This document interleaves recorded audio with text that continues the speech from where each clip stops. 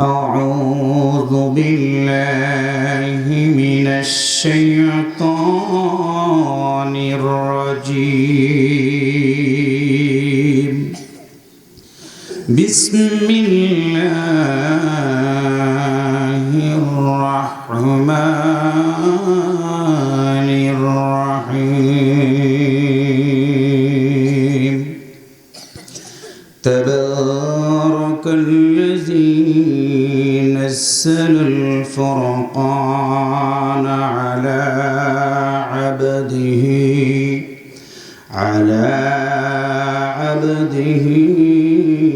ليكون للعالمين نذيرا আরেকটু জোরে বলেন।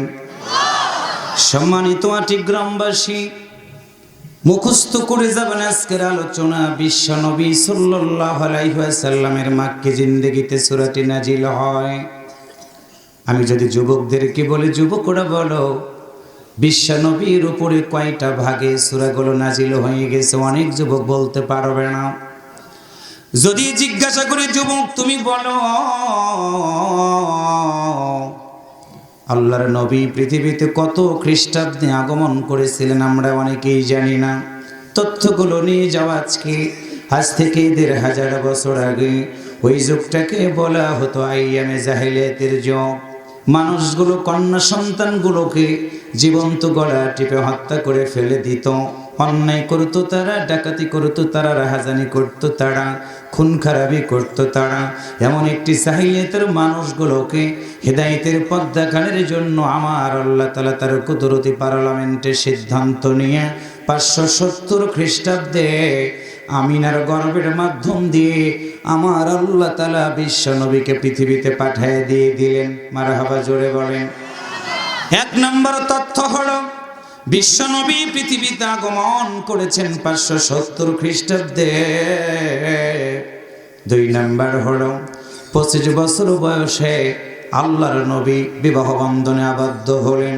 ৪০ বছরের একজন মহিলা, নাম হলো তার খাদিজা রাদিয়াল্লাহু তাআলা আনহা, হিলফুল ফুজুল নামে একটা সংগঠন তৈরি করে যুবকদেরকে হাতছানি দিয়ে ডাক দিলেন, ফিরে এসো তোমরা, সন্ত্রাসী করবা না, জঙ্গিপানা করবা না, মাদকের সাথে জড়িত থাকবা না, দুর্নীতি করবা না, রাহাজানি করবা না। আল্লাহর নবী ডাক দিলেন, কিন্তু 100% সফল হলেন না। নবীর বয়স হয়ে গেল ৪০ বছর। হেরা পর্বতের গুহায় গিয়ে আমার আল্লাহর দরবারে বিশ্ব নবী কাঁদতে থাকলেন। আল্লাহ বলেন, বন্ধুরে তুমি কাঁদবা না, চিন্তা করার কোনো কারণ নাই। কারণটা হলো গোটা পৃথিবীর মানুষগুলোকে আমি আল্লাহ আদর করে বানাইছি, তাদেরকে আমি জাহান্নামে দিতে চাই না। আল্লাহু আকবার বলেন। বন্ধুরে তুমি চিন্তা করো না, আমি আল্লাহ অতীতে নবীকে কাউকে দিয়েছি তাওরাত, কাউকে দিয়েছি জবুর, কাউকে দিয়েছি ইনজিল। বন্ধুরে তুমি চিন্তা করো না, আমি আল্লাহ তোমার মতো মানুষটার উপরে, তোমার মতো আমার বন্ধুর উপরে এমন একটা গ্রন্থ নাজিল করে দিব, যেই গ্রন্থটার মাধ্যম দিয়ে তুমি অতীতের সকল নবীর কথাগুলো তুমি জানতে পারবা। টেনশন করবা না গো নবী, তুমি কেমনে জীবন চালাবা, পরিবার চালাবা, সংসার চালাবা, সামনে রাষ্ট্র চালাবা কেমন করে, সব তথ্য আমি আল্লাহ তোমার কোরআনের ভিতরে দিয়ে দিব। ৪০ বছর বয়সে জিবরাইল আমিন এসে সূরা আলাকের প্রথম 5টা আয়াত নাজিল করে দিলেন। ইকরা বিসমি রাব্বিকাল্লাযী খলাক, পড়ো তোমার প্রভুর নামে, যে প্রভু তোমাকে সৃষ্টি করেছেন। মঞ্চে যারা বসা, আমার সামনে যারা বসা, জবানটা খুলে আওয়াজ করে বলুন তো, আমাদের সৃষ্টিকর্তা কে? আরেকবার বলুন কে? আমার প্রিয় ভাইরা, 4 নম্বর কোটেশন হলো বিশ্ব নবী ৪০ বছর বয়সে কোরআন পেয়ে গেলেন। নবুয়তি জিন্দেগি তার শুরু হয়ে গেল। 13 বছর মক্কার জমিনে এই কোরআনের দাওয়াত দিতে থাকলেন। মক্কার মানুষগুলো অনেক বড় নিষ্ঠুরের মতো ব্যবহার করেছেন নবীর সাথে। আল্লাহর নবী কোরআনের দাওয়াত দেওয়ার কারণে মক্কার মানুষগুলো বিশ্ব নবীর দিকে চোখ তুলে তুলে তাকিয়েছে। আল্লাহর নবীর গায়ের সাথে গামছাটা লাগায়া আল্লাহর নবীকে দুই দিক থেকে টেনে টেনে রাস্তার উপরে ফেলে দিয়েছে। একটাই হলো কারণ আল্লাহর নবী মানুষগুলোকে হেদায়েতের পথে ডাক দিয়েছে। সুবহানাল্লাহ, জোরে বলেন। আজকে নবী নাই আল উলামা ওয়ারাসাতুল আম্বিয়া, ওই নবীর ওয়ারিসরাও মানুষদেরকে যখন আল্লাহর দিকে আহ্বান করে কি বলে?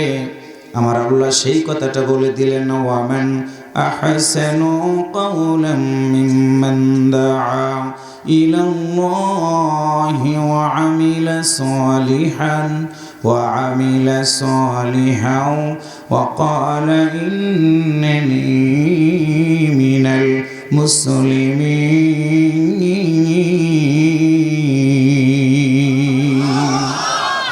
আল্লাহ বললেন, রাসূল বলে দাও ওই ব্যক্তির কথার শেয়ার কার কথা উত্তম হবে, কার কথা সুন্দর হবে? যেই ব্যক্তি মানুষদেরকে আল্লাহর কথা আহ্বান করে। আটি গ্রামের মায়েরা, আটি গ্রামের বোনেরা, আটি গ্রামের মুরব্বীরা বুঝবেন ভালো করে। আপনার সন্তানটা আজকে যাত্রায় যায় নাই, মেলায় যায় নাই, দোকানেও বসে আড্ডা মারে নাই। আপনার সন্তান এই মাহফিলের জন্য এসে কোরআনের কথাগুলো শুনতেছে, কোরআনের পক্ষে থাকার জন্য সিদ্ধান্ত নিয়েছে। এবার একটু জবান খুলে বলুন তো, এই মাহফিলটা কি সত্যিকার অর্থে কি ভালো কাজ না খারাপ কাজ? আরেকবার বলেন। নিঃসন্দেহে ভালো কাজ। এই ভালো কাজ যারা করবে আমার আল্লাহ তাদের মর্যাদাটা সুন্দর করে বাড়ায় দিয়ে দিলেন। কোরআনুল কারীম সূরা আল ইমরান আয়াত নাম্বার 110 আল্লাহ সুন্দর করে বলে দিলেন, কোরআন মানবে যারা, কোরআনের পক্ষে থাকবে যারা, তারা শুধু মানুষ থাকবে না, আমি আল্লাহ তাদেরকে উত্তম মানুষে পরিণত করে দিব। আল্লাহ বলেন, কুনতুম খায়রা উম্মাতিন উখরিজাত লিন-নাস তা'মুরুনা বিল মা'রুফ ওয়া তানহাউনা আনিল মুনকার ওয়া তু'মিনুনা বিল্লাহ।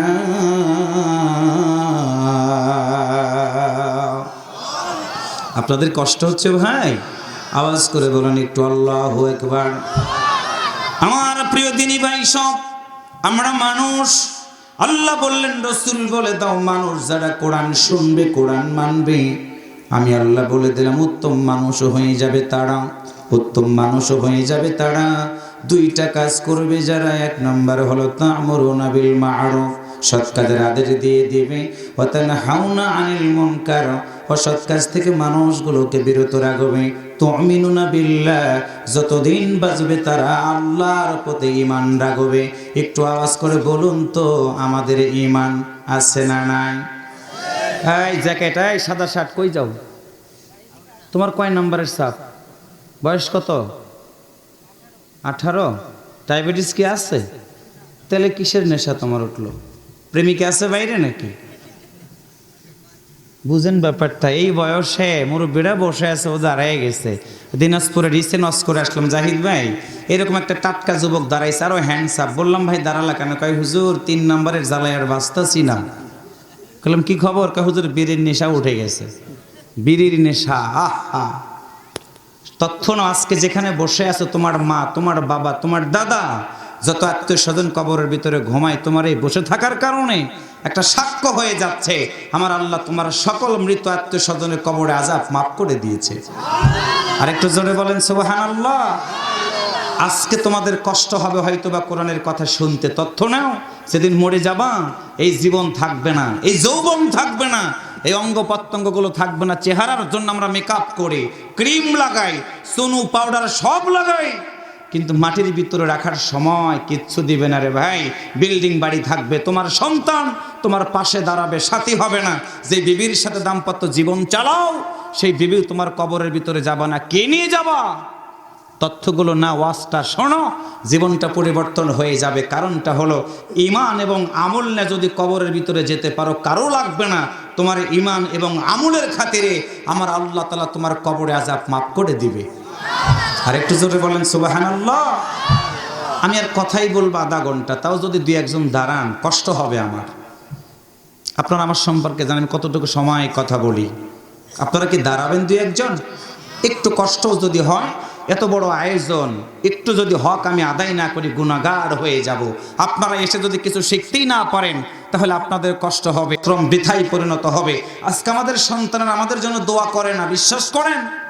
আপনি কেমন বাবা, মাহফিলে বসে আছেন, চোখ বুজে যাচ্ছে, আপনার চোখ বন্ধ হয়ে যাচ্ছে।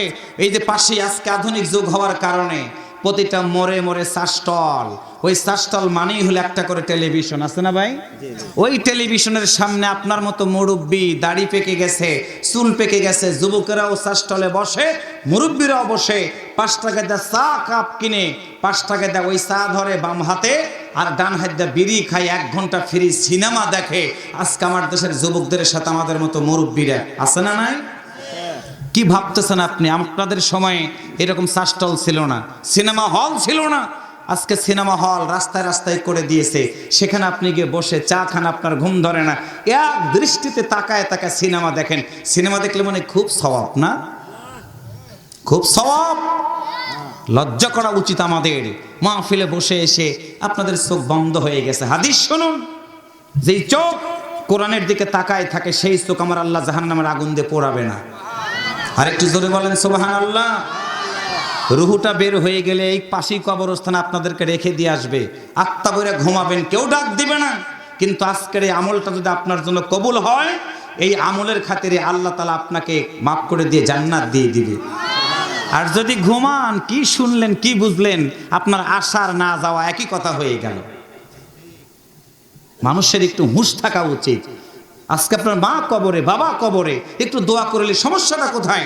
আপনি এমন 4টা সন্তান জন্ম দিয়েছেন, 4টা সন্তান আপনার সম্মত বাপ মরে গেলে খাট কাঁধে নিবে, এই সন্তান আপনার অনেক পরিবারই হয় না। কেমনে বললাম শোনেন, বডি শুধু লম্বা থাকলেই জাহিদের মতো লম্বা বডি হলে খাট ধরা যায় না। মানুষ মরে গেলে ইমাম সাহেব বলে বেনামাজি লোক খাট ধরবেন না। আপনার 4টা সন্তান, এবার আপনার দিকে তাকায় দেখেন তো, আপনার 4টা 3টা 2টা একটা সন্তান, আপনার সন্তান কি নামাজি? ইমাম যদি বলে কোনো বেনামাজি লোক খাট ধরতে পারবেন না, তাহলে আপনার মতো মানুষ মরে গেলে আপনার সন্তান যদি খাটও ধরতে না পারে, কোন সন্তানের জন্য বাড়ি গাড়ি করা নিয়ে ব্যস্ত হয়ে গেলেন ভাই? আজকের ওয়াজটা শুনে আপনার সন্তান যদি নামাজি হয়, এটা আপনার লাভ। আজকের ওয়াজ শুনে আপনার সন্তান যদি আপনাকে ভালোবাসতে শেখে, কোরআন পড়া শেখে, আপনার লাভ। আজকে যুবক তোমাদেরকে বলি, তুমি আজকে বিয়ে করো না, এক সময় বিয়ে করবে, তোমারও সন্তান আদি হবে, তুমি একদিন বাবা হবা। বাবা না হওয়া পর্যন্ত বাবার মর্যাদা বুঝবা না। বোনেরা, মা না হওয়া পর্যন্ত মায়ের অধিকার আপনারা বুঝবেন না। একটা মা যে কত কষ্ট করে সন্তানদেরকে ভালোবাসে, আমরা সন্তানেরা বুঝি না। আওয়াজ করে বলেন কথা ঠিক কিনা? আশ্চর্যের ব্যাপার। মনে রাখবেন একটা তথ্য, ভালো করে শুনুন। টাকা আছে, বন্ধু আছে, স্বার্থ আছে, আত্মীয় আছে। স্বার্থ নাই, আত্মীয় নাই।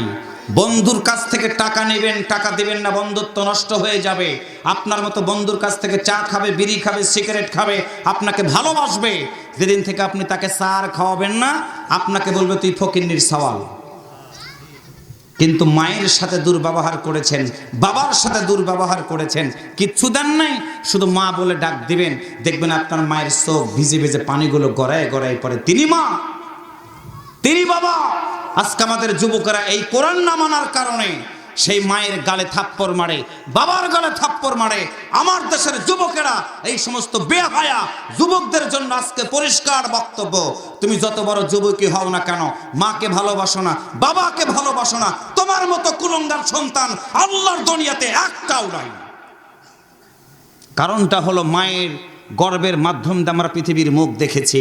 আহা, সেই মা অসুস্থ, তুমি একটা কমলা নিয়ে যেতে পারো না, বন্ধুর জন্য ব্যস্ত হয়ে যাও। তোমার আপন লোককে আগে খুঁজতে শেখো, আপন লোককে ভাবতে শেখো। তোমার মা কবরে যাবে, তুমি তো দোয়া করবা। কি দোয়া?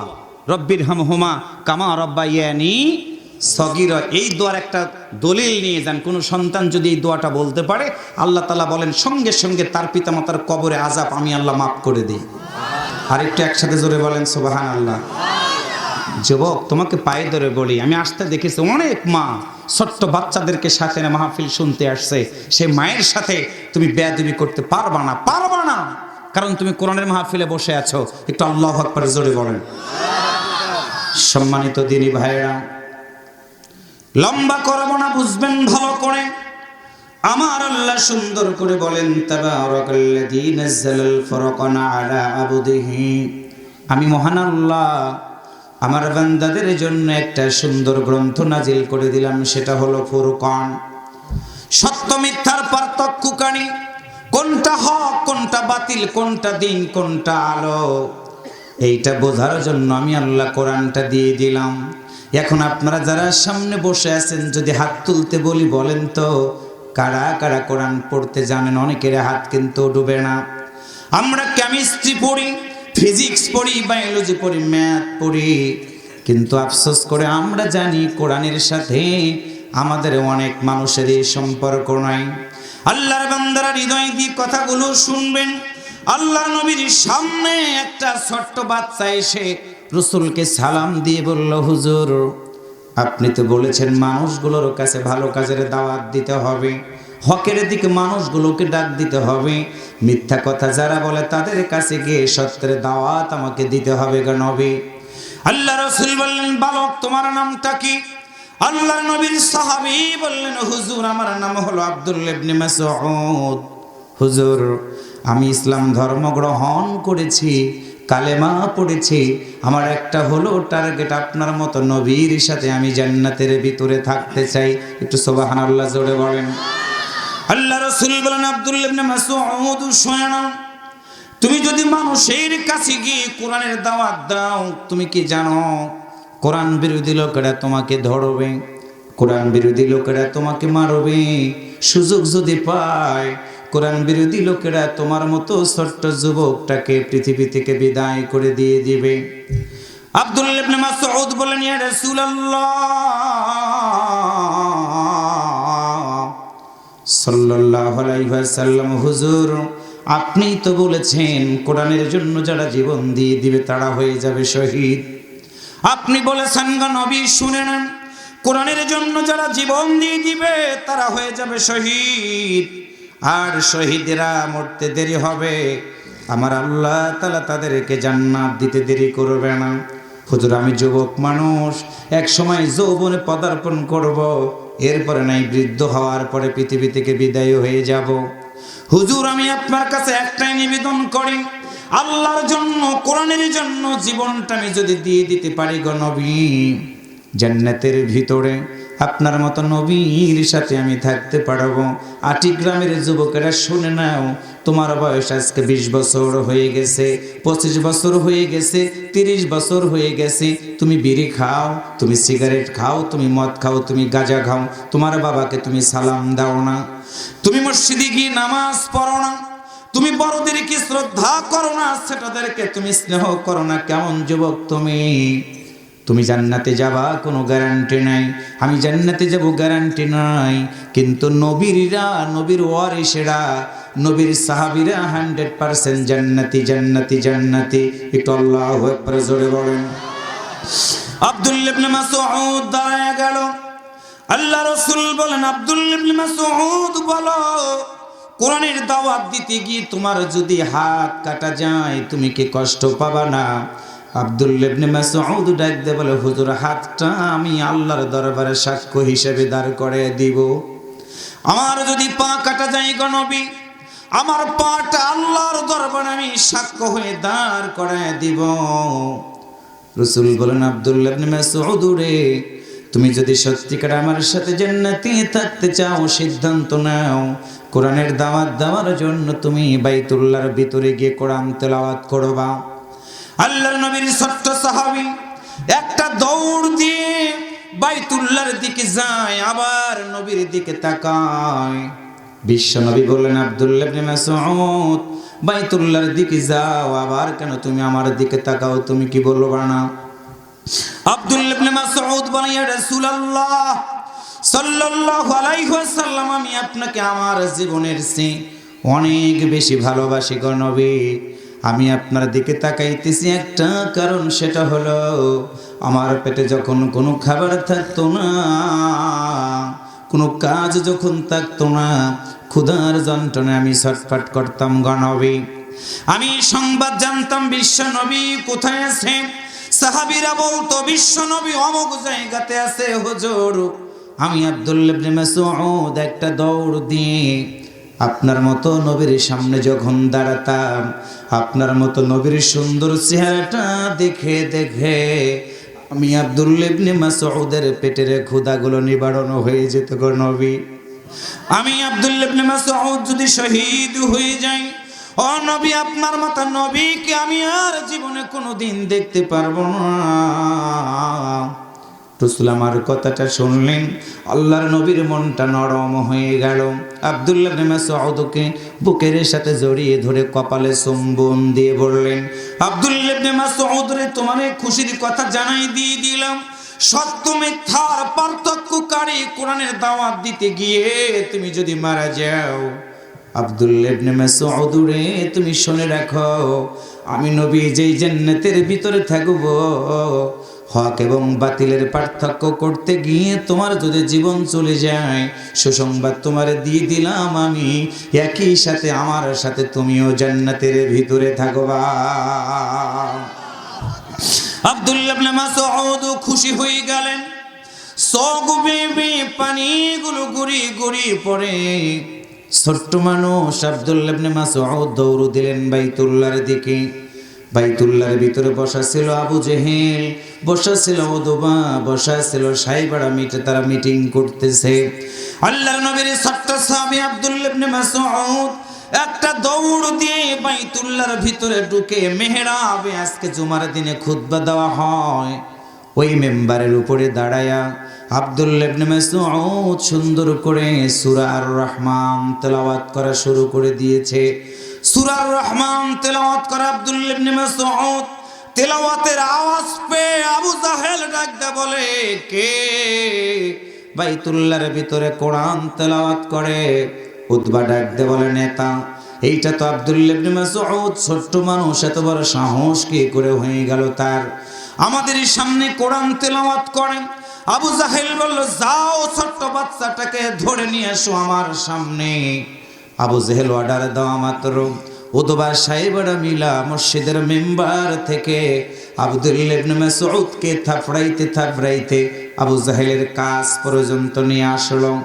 ছোট্ট মানুষ সইতে পারে না, বড় মানুষ এত জোরে জোরে আঘাত করে, একটা করে আঘাত করে। আব্দুল্লাহ ইবনে মাসউদের সেইখানে শরীরের দাগ হয়ে যায়।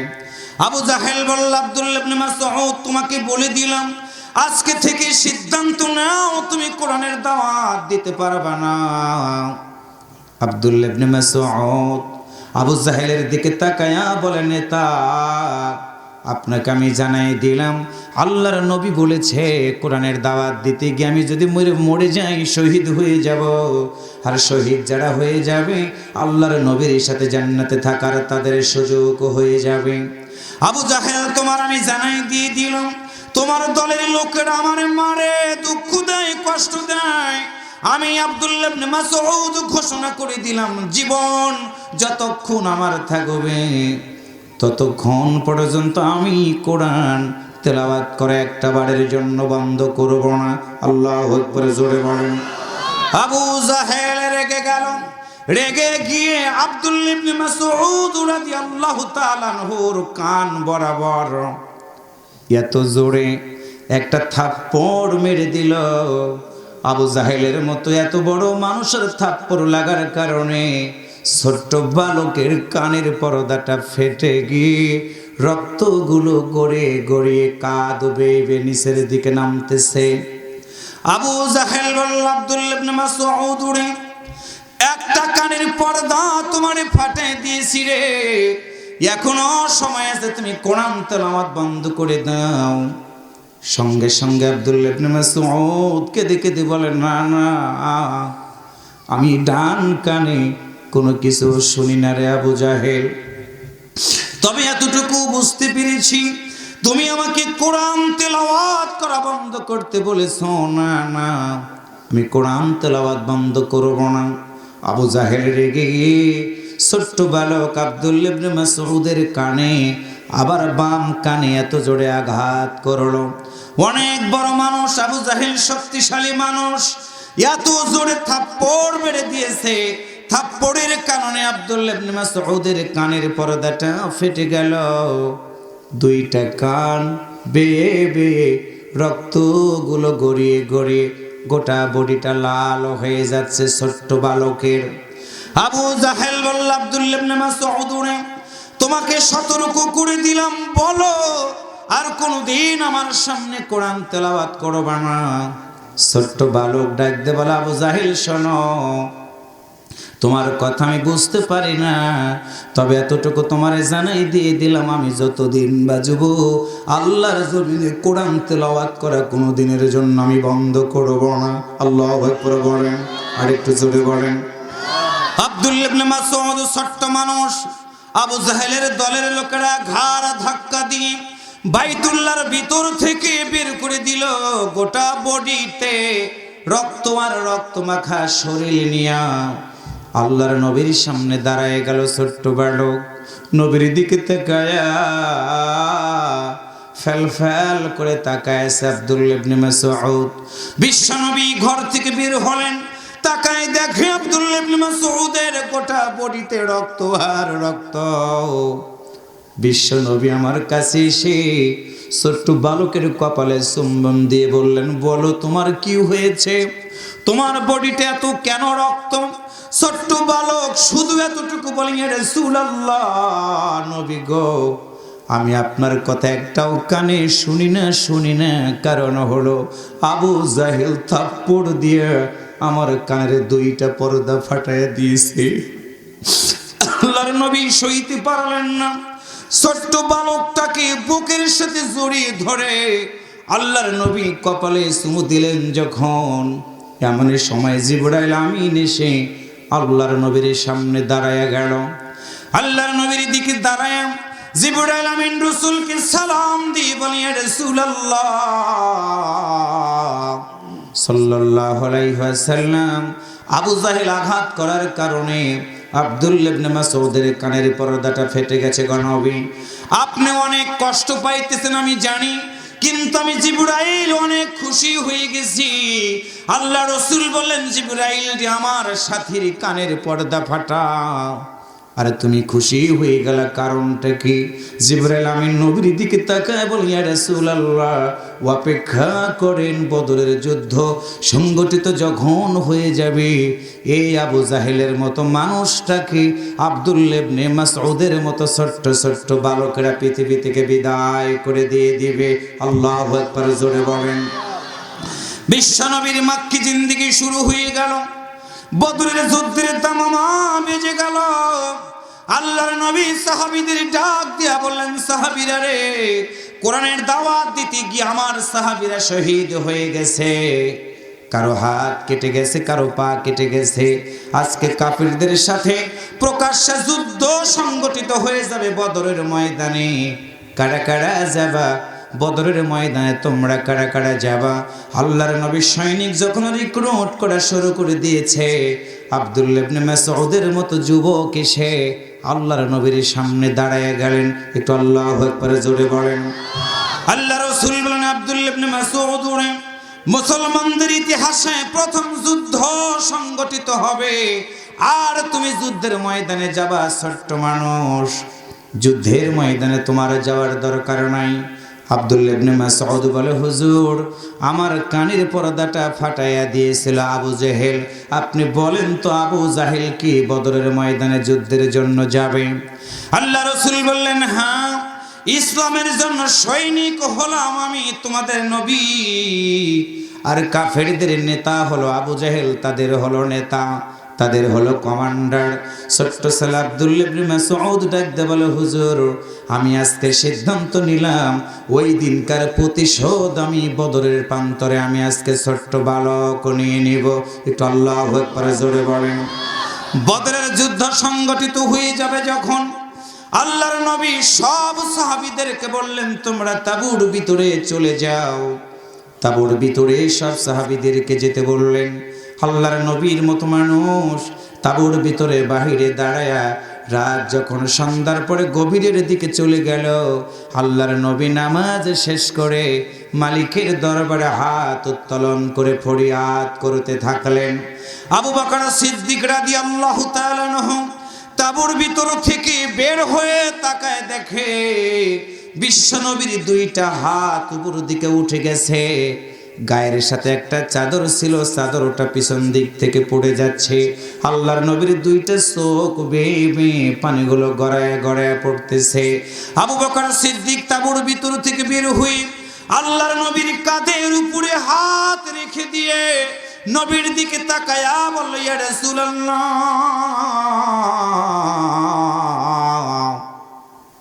সাল্লাল্লাহু আলাইহি ওয়াসাল্লাম, হুজুর আপনি যদি এইভাবে কাঁদেন আপনার সাহাবীরা তো সবাই দুর্বল হয়ে যাবে। আল্লাহ রাসূল বললেন, সাহাবীরে শুনে নাও, আমি আল্লাহর কাছে সাহায্য কামনা করতেছি, আল্লাহ তাআলা যেন বিজয় দান করে দেয়। আটি গ্রামের ভাইয়েরা, তোমাদেরকে জানাই দিয়ে দিলাম, চোখের পানির মাধ্যম দিয়ে আমার আল্লাহ তাআলা মুসলমানদের বিজয় দান করে দিয়েছেন। আল্লাহর নবী হাত উঠালেন, আল্লাহর পক্ষ থেকে সান্ত্বনা হয়ে গেল, নবী তুমি হাত নামাও, হাত নামাও। বদরের যুদ্ধে মুসলমানদেরকে বিজয় দেওয়ার জন্য আমি আল্লাহ আসমান থেকে দলে দলে ফেরেশতা নাজিল করে দিব। সুবহানাল্লাহ, জোরে বলেন। আল্লাহর নবী হাত তুলে কাঁদতেছেন। আবু বকর সিদ্দিক বিশ্ব নবীর পাশে দাঁড়ায়া চোখের পানি ছেড়ে দিয়ে দিয়ে কাঁদেন। আল্লাহ রাসূল বললেন, আবু বকর তুমি জানো না 313 জন সাহাবী তৈরি করতে আমি নবীর বড় কষ্ট হয়েছে আবু বকর। এই 313 জন সাহাবী যদি বদর ময়দানে শহীদ হয়ে যায়, তুমি বলো কাদেরকে নিয়ে আমি নবী কোরআনের দাওয়াত দিব, তুমি কি আমারে বলবা না? আল্লাহর নবী জান্নাতি মানুষ, আবু বকর জান্নাতি মানুষ, চোখের পানি ছেড়ে দিয়ে কাঁদে তারা, কাঁদে তারা। বদরের যুদ্ধের দামামা বেজে গেল, কাফেরদের পক্ষ থেকে আক্রমণ শুরু হয়ে গেল। মুসলমানরা বদরের ময়দানে অংশগ্রহণ করা শুরু করে দিল। আবু জাহেল তরবারি নিয়ে ঘোড়ার পৃষ্ঠে ওঠে মুসলমানদেরকে আক্রমণ করার জন্য সিদ্ধান্ত নিল। যখন এমন সময় মাওয়াজ এবং মুআব্বিজ দুইটো মাসুম বাচ্চা, আমার প্রিয় ভাইয়েরা, আল্লাহর নবীর একজন সাহাবীকে ডাক দিয়ে বলেন তো আবু জাহেল কোনটা, তাকে তো আমি কোনোদিন চিনি না। আল্লাহর নবীর সাহাবী বলল, এই যে দেখো ঘোড়ার উপর একজন মানুষ বসা, নাঙ্গা তরবারি তার হাতে, ওইটাই হলো আবু জাহেল। আমার প্রিয় ভাইরা, মাওয়াজ এবং মুআব্বিজ দুইটা ভাই, ছোট্ট মানুষ, তরবারি নিয়ে দৌড়ায়, তরবারি নিয়ে দৌড়ায়।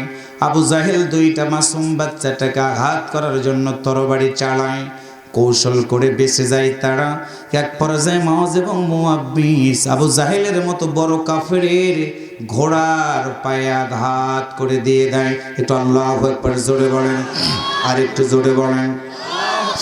ঘোড়ার পায়ে আঘাত করা মাত্র ঘোড়াটা জমিনের উপরে পড়ে গেল। এমন সময় মাওয়াজ এবং মুআব্বিজ দুইটা ভাই চিৎকার করে বলে, আবু জাহেল রে, তুই নাকি আমার নবীকে মারবি, তুই নাকি আল্লাহর নবীকে শহীদ করে দিবি রে। আজকে সুযোগ এসে গেছে, আল্লাহর দরবারে সাহায্য কামনা করে মাওয়াজ একটা দৌড় দিয়ে আবু জাহেলের ঘাড় বরাবর আঘাত করে দিয়েছে। আবু জাহেলের হাতে আঘাত করেছে, হাত কেটে গেছে, পায়ে আঘাত করেছে, পা কেটে গেছে। এমন সময় আবু জাহেলের সন্তান তাকায় দেখে ছোট্ট দুইটা বালক এসে তার পিতাকে হত্যা করে।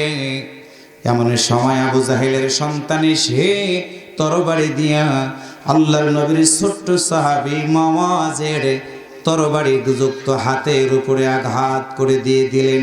হাত কেটে ঝুলে পড়তে থাকলো, তরবারি দিয়ে উঠাবে পারে না। আল্লাহর নবীর সাহাবী আবু জাহেলকে হত্যা করে ফেলবে, বারবার হাত ডিস্টার্ব করে। এমনই সময় কাটা হাত পায়ের নিচে ফেলে একটা ঝাংটা টান দিয়া পায়ের হাত থেকে, বটির হাত থেকে হাতটাকে ঝাংটা টান দিয়া হাতটাকে আলাদা করে ফেলে দিলেন।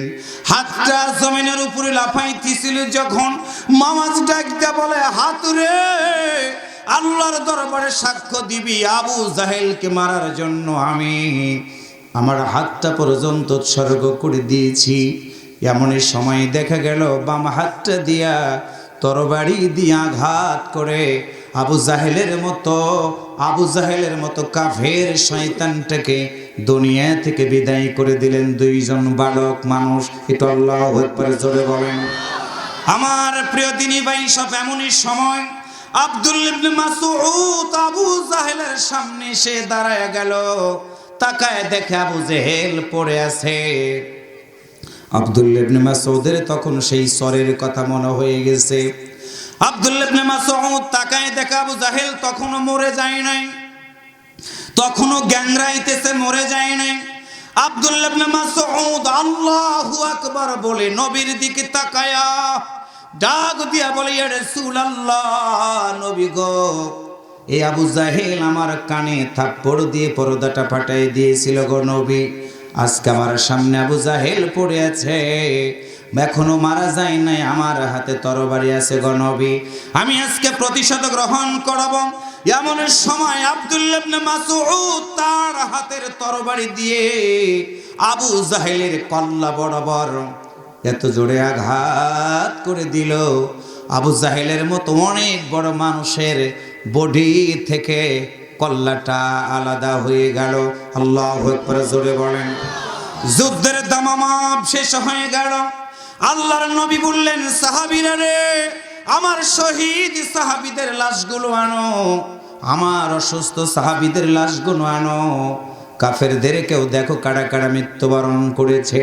এমন সময় আব্দুল্লাহ ইবনে মাসউদ তাকায় দেখে আবু জাহেলের কল্লাটা আলাদা হয়ে গেছে। আল্লাহর নবীর সামনে যাওয়া লাগবে, তার কেমনে যাবে? কল্লাটা হাত দিয়ে ধরে টান দেয়, ওঠে না। আবার দুই হাত ধরে জোর করে টান দেয়, কল্লাটা ওঠে না।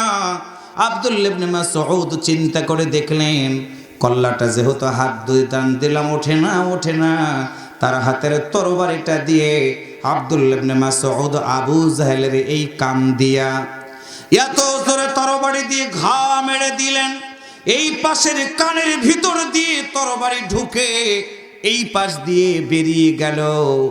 ছোট্ট সাহাবী আব্দুল্লাহ ইবনে মাসউদ দুই পাশে দুইটা হাত দিয়ে ধরে আবু জাহেলের মতো কাফেরটার কল্লাটা নিয়ে আল্লাহর নবীর সামনে যখন হাজির হয়ে গেলেন, এটা আল্লাহু আকবার জোরে বলেন। আল্লাহ রাসূল তখন খুশি হয়ে গেল। এমন সময় জিবরাইল আমিন এসে আল্লাহর নবীকে ডাক দিয়া বলে, ইয়া রাসূলুল্লাহ, আপনাকে আজকে খুশির সংবাদ জানিয়ে দিব। কারণ হলো যে আব্দুল্লাহ ইবনে মাসউদের কানের পর্দাটা আবু জাহেলের মতো একজন কাফের ফাটায় দিয়েছিল, আজকে সেই আবু জাহেলের মতো মানুষটার কল্লাটা আপনার সেই ছোট্ট সাহাবী আব্দুল্লাহ ইবনে মাসউদ তরবারি দিয়ে এক পাশ দিয়ে তরবারি ঢুকায়া আর এক পাশ দিয়ে বের করে আপনার সামনে হাজির করে দিয়েছে। হুজুর, আপনাকে আমি জানাই দিয়ে দিলাম, সেদিন আমি হেসেছিলাম, আপনি সেদিন কেঁদেছিলেন। হুজুর, আজকে বলেন তো আপনার এখন অনুভূতিটা কেমন? এমন সময় আল্লাহ রাসূল বলেন, জিবরাইল রে, শুনে নাও, যেদিন আমার আব্দুল্লাহ ইবনে মাসউদের কানের পর্দাটা ফাটায় দিয়েছিল রে, আমি নবীর মনে এত ব্যথা লেগে গিয়েছিল তোমাকে জানাইতে পারবো না। কিন্তু আজকে আমার আব্দুল্লাহ ইবনে মাসউদ ছোট্ট সাহাবী হওয়ার পরেও আবু জাহেলের মতো কাফেরের কল্লাটা কাটার কারণে আমি এত খুশি হয়েছি, আজকে সেই খুশিটা তোমার কাছে আজকে বলতে পারবো না। ও আল্লাহর বান্দারা, তাহলে বুঝতে হবে আমাদেরকে, বয়সে ছোট হোক যদি হয় কোরআনওয়ালা, বয়সে তরুণ হোক সে যদি হয় আল্লাহওয়ালা, বয়সে তরুণ হোক সে যদি হয় ইসলামওয়ালা, আমার আল্লাহ ইচ্ছা করলে ছোট্ট বালকের মাধ্যম দিয়ে ইসলামের বিজয়টা দান করে দিতে পারে। তাহলে আজকের মাহফিল থেকে সিদ্ধান্ত নিতে হবে, আমার সন্তানটাকে কোরআনওয়ালা বানাবো, আমার নাতিটাকে কোরআনওয়ালা বানাবো, সন্তানটাকে হাফেজে কোরআন বানাবো, আমার সন্তানটাকে তলবুল ইলম বানাবো। কারণ হলো আমি যেদিন মারা যাব আমার সন্তান যেন আমার জানাজা নামাজের ইমামতি করতে পারে। আমি যেদিন মারা যাব আমার সন্তান যেন আমাকে গোসল করতে পারে। একটু আল্লাহু আকবার জোরে বলেন। আমি যেদিন মারা যাব আমার সন্তান যেন আমার কবরের পাশে দাঁড়ায়া হাত উঠায়া চোখের পানি ছেড়ে দিয়ে যেন কাঁদতে পারে। আল্লাহর কসম করে বলি রে ভাই, প্রতিটা মা বাবার একটা নেক সন্তান যদি পিতামাতার জন্য দোয়া করে, ওই দোয়া আমার আল্লাহ তাআলা কখনো ফেরত দেয় না। আমার আল্লাহ ডাকতে বলে, বান্দা কেঁদো না, কেঁদো না, তুমি তোমার মায়ের জন্য বাবার জন্য চোখের পানি ছেড়ে দিয়ে কেঁদে দিয়েছো, যাও যাও, তোমার চোখের পানির খাতিরে আমি আল্লাহ আজকে তোমার মা বাবার কবরের আযাব মাফ করে দিয়ে দিলাম।